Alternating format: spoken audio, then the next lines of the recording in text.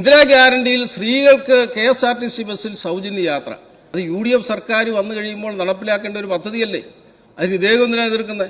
അദ്ദേഹത്തിന്റെ 5000-ലെ 4998 പേര് ആ ബസ്സിൽ കയറുമെന്നുള്ള പേടി കൊണ്ടാണ് അദ്ദേഹം അന്ന് എതിർത്തത് എന്ന് എനിക്ക് മനസ്സിലാക്കാൻ കഴിയുന്നുണ്ട് സാർ. കന്നുകാലികളും ആടുമാടുകളും പോലും പ്രതിഷേധിച്ച ഒരു മന്ത്രിയായിരുന്നു. കൂട്ടിക്കിടക്കുന്ന ആടുകൾ പോലും ചെയ്യരുതേ എന്നാണ് സാർ കരഞ്ഞുകൊണ്ടിരുന്നത്. അത് പറയാൻ പോകുന്നത് ഞാൻ MLA ആയ എറണാകുളം നിയോജകമണ്ഡലത്തിലെ P. രാജീവിനെ കുറിച്ച്. അദ്ദേഹം ഇതുവരെ തോൽവിയെ സമ്മതിച്ചിട്ടില്ല സാർ. അദ്ദേഹത്തോട് പത്രക്കാർ ചോദിച്ചു ഈ തെരഞ്ഞെടുപ്പിൽ എന്താണ് സംഭവിച്ചത്. ആഗോളതലത്തിലുണ്ടായ ചില മാറ്റങ്ങളുടെ അടിസ്ഥാനത്തിൽ വന്ന വ്യതിചലനങ്ങളുടെ ഭാഗമായി ഉണ്ടായ ഉരുത്തിരിഞ്ഞു വന്ന ചില മാറ്റങ്ങളായിട്ടേ ഇതിനെ കാണാൻ കഴിയുള്ളൂ പറഞ്ഞത്. വീണ്ടും അദ്ദേഹത്തോട് പത്രക്കാർ ചോദിച്ചപ്പോൾ ഹോർമീസ് കടലിടുക്കിനിടയിലൂടെ വന്ന അന്തർവാഹിനിയിൽ നിന്ന് ഒലിച്ചു വന്ന ലാവയിലൂടെ പ്രവഹിച്ച ചില മാറ്റങ്ങളാണ് ഇതെല്ലാം എന്ന് അദ്ദേഹം പറഞ്ഞു. പിന്നെ ഉള്ളത് അബ്ദുൾ റഹ്മാനാണ്. അദ്ദേഹത്തോട് നന്ദി പറയണ്ടേ സാർ. സ്വന്തം മണ്ഡലത്തിൽ നിന്ന് സ്പോർട്സ് വകുപ്പ് മന്ത്രിയായിരുന്നു. PT ഉഷ ഓടിയേക്കാളും വേഗത്തിൽ ഓടി തിരിയിൽ പോയി മത്സരിച്ചു. ഗവർണറോട് നന്ദി രേഖപ്പെടുത്തുന്നതിനോടൊപ്പം തന്നെ അപ്പുറത്തിരിക്കുന്ന പ്രതിപക്ഷ നേതാവ് ശ്രീ പിണറായി വിജയനോടും നന്ദി രേഖപ്പെടുത്തുകയാണ്. കാരണം ഇത്രയും വലിയ ഭൂരിപക്ഷത്തിന് ഞങ്ങൾക്കൊക്കെ ജയിക്കുവാനുള്ള ഒരു അവസരം ഒരുക്കിയ മനുഷ്യനാണ് അദ്ദേഹം. സാർ, PRD സ്ഥാപിച്ച LDF അല്ലാതെ മറ്റാരുണ്ട് എന്നുള്ള ബോർഡുകൾ കേരളത്തിൽ എല്ലാ ജംഗ്ഷനിലും ഇപ്പോൾ ഉണ്ട്. അത് മാറ്റരുതെന്നാണ് എനിക്ക് മുഖ്യമന്ത്രിയോട് അഭ്യർത്ഥിക്കാനുള്ളത്. ആ ബോർഡുകളാണ് ഇന്നിപ്പോൾ UDFന്റെ ഐശ്വര്യം. പിണറായി വിജയനോടൊപ്പം അദ്ദേഹത്തോടൊപ്പം പ്രവർത്തിച്ച മറ്റ് മന്ത്രിമാരോട് ഞാൻ നന്ദി രേഖപ്പെടുത്തുകയാണ് സാർ. ആദ്യം എനിക്ക് നന്ദി രേഖപ്പെടുത്താതെ തിരുവനന്തപുരത്ത് എടുക്കുകയാണ് വി ശിവൻകുട്ടിയോട് നന്ദി രേഖപ്പെടുത്താതെ പറ്റില്ലല്ലോ.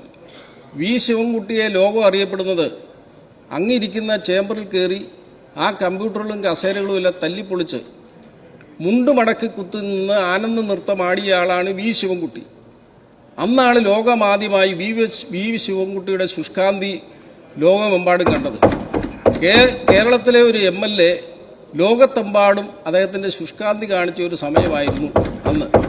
ഞാനന്ന് ഈ നിയമസഭയിലെ അംഗമായിരുന്നു സാർ. ഇന്ന് തിരുവനന്തപുരം MLA-മാരോട് ചോദിച്ചറിയാം. തിരുവനന്തപുരത്തുള്ള ആളുകൾ അയൽവാസികളൊക്കെ വഴക്കുണ്ടാക്കിയാൽ അവർ പറയുന്നത് ഒരു വാക്കുണ്ട്, നീ എത്ര ചീത്തകൾ വേണേലും വിളിച്ചോ, പക്ഷേ ശിവൻകുട്ടി അണ്ണനെ പോലെ ശുഷ്കാന്തി കാണിക്കരുത്, എൻ്റെ ഭാര്യയും മക്കളും ഒക്കെ ഇവിടെ നിൽക്കുകയാണ് എന്നാണ് പറയുന്നത്. സാർ, അദ്ദേഹത്തോട് നന്ദി പറയണം. പിന്നെ അടുത്തത് കൊല്ലത്തേക്ക് കിടക്കുമ്പോൾ ചിഞ്ചു റാണിയാണ്. ചിഞ്ചു റാണി എന്ന് പറയുന്നയാൾ ക്ഷീരവികസന വകുപ്പ് മന്ത്രിയായിരുന്നു. കന്നുകാലികൾക്ക് പോലും നയാ പൈസയുടെ പ്രയോജനമുണ്ടായില്ല. ഞങ്ങൾ ചടയമംഗലം തിരിച്ചു പിടിക്കാൻ വേണ്ടി കേരള പ്രദേശ് കോൺഗ്രസ് കമ്മിറ്റിയിലെ നിത്യഹരിത നായകനായ പ്രേം നസീറിനെ രംഗത്തിറക്കി ആ സീറ്റ് തിരിച്ചു പിടിച്ചു സാർ. കേരളത്തിലെ കന്നുകാലികളും ആടുമാടുകളും പോലും പ്രതിഷേധിച്ച ഒരു മന്ത്രിയായിരുന്നു. ചിഞ്ചു റാണിയെ വിജയിപ്പിക്കണമേ എന്ന് പറഞ്ഞുകൊണ്ട് തെരഞ്ഞെടുപ്പ് കാലത്ത് മൈക്ക് അനൗൺസ്മെന്റ് നടന്നപ്പോൾ കൂട്ടിക്കിടക്കുന്ന ആടുകൾ പോലും ചെയ്യരുതേ എന്നാണ് സാർ കരഞ്ഞുകൊണ്ടിരുന്നത്. കാരണം ഈ പിണറായി വിജയൻ സർക്കാരിനെതിരെ മൃഗങ്ങൾ പോലും ഇത്രമാത്രം പ്രതികരിച്ച ഒരു തെരഞ്ഞെടുപ്പ് ഈ കഴിഞ്ഞ തെരഞ്ഞെടുപ്പാണ് സാർ. അടുത്ത കാലത്ത് അല്ല, അവര് പറഞ്ഞോട്ടെ. എനിക്ക് പറയാനുള്ളത് മറുപടിയായിട്ട് പ്രതിപക്ഷ നേതാവുണ്ട് സാർ. അടുത്തതായിട്ട് Shri KB Ganesh Kumar sir. KB Ganesh കുമാറാണ്. അദ്ദേഹത്തോട് നന്ദി പറയാതിരിക്കാൻ പറ്റില്ല. കാരണം അദ്ദേഹത്തിന്റെ പ്രധാന ജോലി എന്ന് പറയുന്നത് അദ്ദേഹം മന്ത്രിപ്പണി എന്ന് പറയുന്നത് അദ്ദേഹത്തിന്റെ പാർട്ടിയും പണിയായിരുന്നു. അദ്ദേഹം കത്ത് തയ്യാറാക്കി കൊടുക്കുന്ന ഒരു വിദഗ്ധനായിരുന്നു. ഉമ്മൻചാണ്ടി സാറിനെതിരെ വ്യാജ കത്ത് റെഡിയാക്കി കൊടുത്ത ആളാണ് KB ഗണേഷ് കുമാർ. അദ്ദേഹം തോൽവിയൊക്കെ ഏറ്റതിന് ശേഷം അദ്ദേഹം ഒരു ആത്മകഥ എഴുതുകയാണെന്നാണ് ഞാൻ അറിഞ്ഞത്.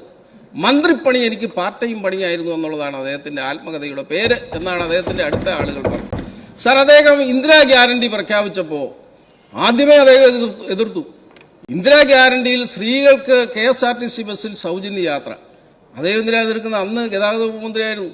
അത് UDF സർക്കാർ വന്നു കഴിയുമ്പോൾ നടപ്പിലാക്കേണ്ട ഒരു പദ്ധതിയല്ലേ? അതിന് ഇദ്ദേഹം എന്തിനാ എതിർക്കുന്നത്?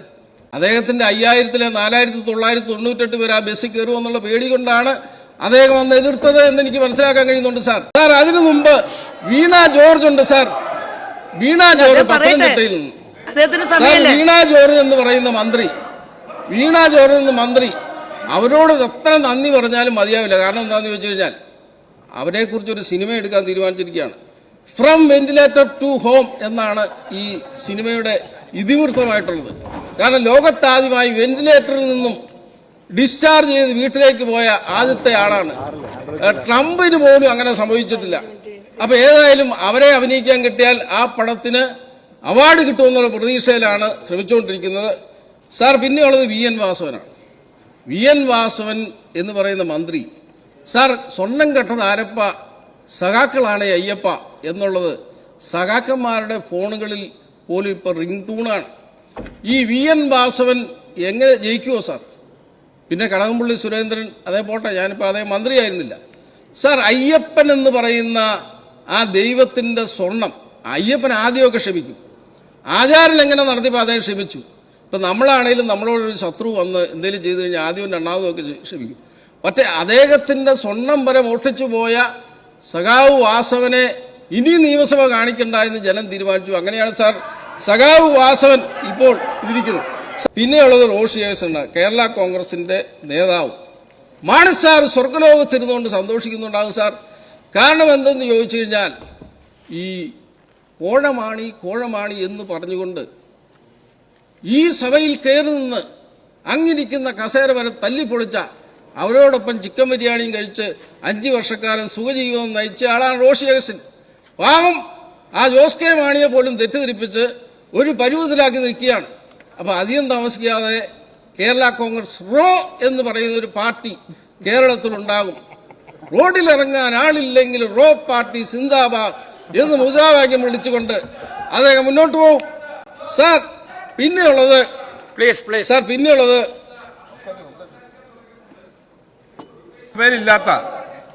ഇപ്പൊ ഈ സഭയിലില്ലാത്ത മുൻ മന്ത്രിമാർ ശ്രീമതി ചിഞ്ചുറാണിയെ പറ്റി പറഞ്ഞു, ശ്രീ വാസവനെ പറ്റി പറഞ്ഞു, ഇപ്പോ സാർ അന്തരിച്ച KM മാണി സാറിനെ പറ്റി, സാർ റോഷി അഗസ്റ്റിനെ പറ്റി ഇല്ലാത്ത കാര്യങ്ങൾ ആളുകളെ പറ്റി പറയുക, അത് പറയുന്നത് ശരിയാണോ?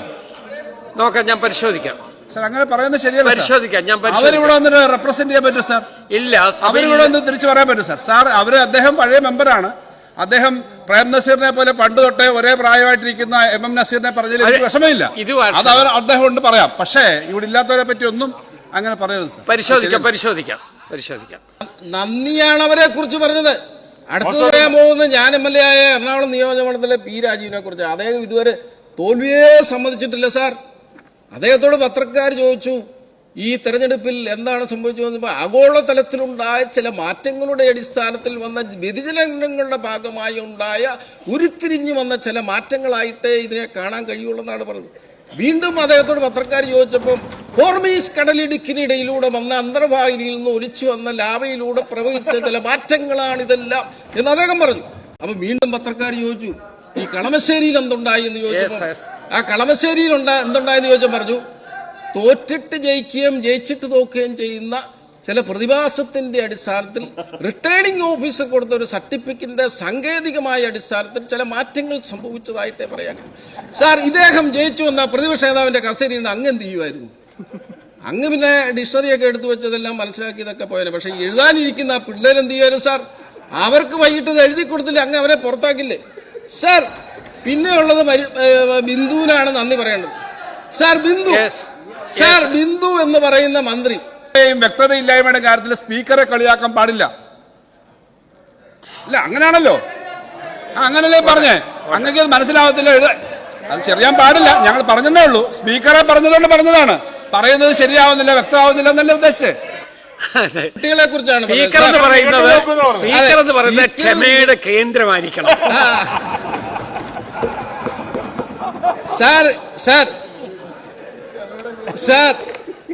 പിന്നെ സാർ ഈ തൃശ്ശൂരിൽ നിന്നുള്ള മന്ത്രി ബിന്ദുവാണ്. ഉന്നത വിദ്യാഭ്യാസ മന്ത്രിയായിരുന്നു. ബിന്ദുവിൽ നിന്നും ബിന്ദുവിലേക്ക് പെൻഡുലം ആടിയതല്ലാതെ ഒരു വിദ്യാഭ്യാസ വകുപ്പിലും ഒന്നും നടന്നില്ല സാർ. പിന്നെ K കൃഷ്ണൻകുട്ടി, അദ്ദേഹം പ്രായമുള്ള ആളാണ്, എനിക്ക് വളരെ അടുപ്പമുള്ള ആളാണ്. ഞാൻ അദ്ദേഹത്തെ വെറുതെ വിടുകയാണ്. അദ്ദേഹം മന്ത്രി സ്ഥാനം ഒഴിഞ്ഞങ്ങ് പോകുമ്പോൾ അദ്ദേഹം ഒരു സത്യം വിളിച്ചു പറഞ്ഞു. എന്താണ് വിളിച്ചു പറഞ്ഞത്? ഈ കേരളത്തിലുണ്ടായിരുന്ന വെള്ളപ്പൊക്കം എന്ന് പറയുന്നത് മനുഷ്യനിർമ്മിതമായിരുന്നു പിണറായി വിജയൻ കാലത്തെ. ആ സത്യം വിളിച്ചു പറഞ്ഞ ഒരാളായതുകൊണ്ട് ഞാൻ അദ്ദേഹത്തെ വെറുതെ വിടുകയാണ് സാർ. പിന്നെ ഉള്ളത് അബ്ദുൾ റഹ്മാനാണ്. അദ്ദേഹത്തോട് നന്ദി പറയണ്ടേ സാർ. സ്വന്തം മണ്ഡലത്തിൽ നിന്ന് സ്പോർട്സ് വകുപ്പ് മന്ത്രിയായിരുന്നു. PT ഉഷ ഓടിയേക്കാളും വേഗത്തിൽ ഓടി തിരിയിൽ പോയി മത്സരിച്ചു. തിരിയിൽ പോയി മത്സരിച്ചപ്പോൾ നമ്മുടെ കുറുക്കോളി മെയ്തീനുണ്ട്. അദ്ദേഹത്തിന്റെ ക്രിക്കറ്റ് മാറ്റെടുത്ത് ഒറ്റ അടിയാണ് അടിച്ചത്, സിക്സറാണ് അടിച്ചത്. മലപ്പുറം ജില്ലയിൽ പോലും നിന്നില്ല സാർ. ഇപ്പൊ എവിടെയാണെന്ന് കണ്ടുപിടിക്കാൻ പറ്റില്ല സാർ. പിന്നെ അടുത്ത് കോഴിക്കോടുള്ള AK ശശീന്ദ്രനാണ്. AK ശശീന്ദ്രൻ ഇപ്പോഴാണ് കാര്യങ്ങളൊക്കെ മനസ്സിലാക്കി വരുന്നത്. കാരണം അദ്ദേഹം മന്ത്രിയായതിനു ശേഷം 5 വർഷം അദ്ദേഹത്തിന് എന്താണ് നടന്നതെന്നൊന്നും അറിഞ്ഞുകൂടാ. നിയമസഭയിൽ വന്നുപോയി, സെക്രട്ടേറിയറ്റിൽ വന്നിരുന്നു പോയി. അദ്ദേഹത്തിന് അങ്ങനെ ഒരു ബോധമില്ലാതെ വരാൻ കാരണം കോഴിക്കോട് ജില്ലയിലെ ഒരു DFO കോഴിക്കോട് ഗസ്റ്റ് ഹൗസിൽ വെച്ച് അദ്ദേഹത്തിന് ഒരു മയക്കുവെടി വെച്ചു. 5 വർഷക്കാലം നിൽക്കുന്ന എഫക്റ്റായിരുന്നു. എന്തായാലും ആ മയക്കുവെടി വെച്ചതുകൊണ്ട് 5 വർഷക്കാലം നാട്ടുകാർക്കൊരു ശല്യവും മന്ത്രിയെ കൊണ്ടുണ്ടായില്ല. വന്യമൃഗങ്ങളുടെ ശല്യം നാട്ടുകാർക്കുണ്ടായെങ്കിലും എനിക്ക് ഷിബു ബേബി ജോൺ സാറിനോട് പറയാനുള്ളത് ആ DFOയെ കണ്ടുകൊടുത്ത് ത്രിപിൾ പ്രൊമോഷൻ കൊടുക്കണം, അദ്ദേഹത്തെ ആദരിക്കണമെന്നുള്ളതാണ് എനിക്ക് പറയുന്നത്. സാർ OR കേളുവാണ് മറ്റൊരു മന്ത്രി. സാർ ഒരു മര്യാദക്കാരൻ പാവമായിരുന്നു, ചുര ഇറങ്ങി വന്നതാണ്. ഈ ബാലഗോപാൽ പട്ടികജാതിക്ക് പട്ടികവർഗക്കാരുടെ ഫണ്ട് അനുവദിച്ചതെല്ലാം ഇങ്ങനെ തിരിച്ചു പിടിച്ചു. ആരെങ്കിലും ചെയ്യുമോ സാർ? കേരളത്തിൽ എത്ര സാമ്പത്തിക പ്രതിസന്ധി വന്നാലും പട്ടികജാതി പട്ടികവർഗക്കാരുടെ ഫണ്ട് ബഡ്ജറ്റിൽ വകയിരുത്തിയതിനു ശേഷം തിരിച്ചു പിടിച്ച ബാലഗോപാലാണ് ഞാൻ പ്രസംഗിക്കുമ്പോൾ ഈ തർക്കം പറഞ്ഞുകൊണ്ടിരിക്കുന്നത്. സാർ സമയം കൊടുക്കരുത്. പട്ടികജാതിക്കാരുടെ കണ്ണീരിലുള്ള സർക്കാരാണ് സർക്കാർ. ഈ സർക്കാർ ഫണ്ട് കൊടുത്തില്ല, അനുവദിച്ചതിന് ശേഷം തിരിച്ചു പിടിച്ചു. സാർ സമയം തീർന്നു സാർ. പട്ടികജാതിക്കാരുടെ ഫണ്ട് തിരിച്ചു പിടിച്ച ആളാണ് ഇദ്ദേഹം. സാർ എനിക്ക് അവസാനം നന്ദി പറയേണ്ടത് എനിക്ക് സാർ മകേഷിന്റെ 1.5 മിനിറ്റ് ഉണ്ട്. പിന്നെ അത് പക്ഷേ ഇവിടെ പെർമിറ്റ് ചെയ്തില്ല. അതിലും കൂടുതൽ 2 മിനിറ്റ് തന്നാൽ അങ്ങ് നല്ലവനാണെന്നും കൂടെ ഞാൻ പറഞ്ഞേക്കാം. പിന്നെ സാർ അതൊരു കൈക്കൂലി പോലെയാവും, അത് വേണ്ട.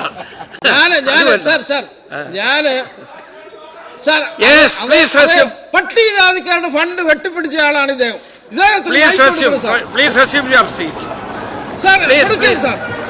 ഒരു കാരണവശാലും കൊടുക്കരുത്. സമയായി സാർ. അടുത്ത പ്രതിപക്ഷ നേതാവ് സംസാരിക്കാനുള്ളതാണ്. Please resume your seat. സമയായി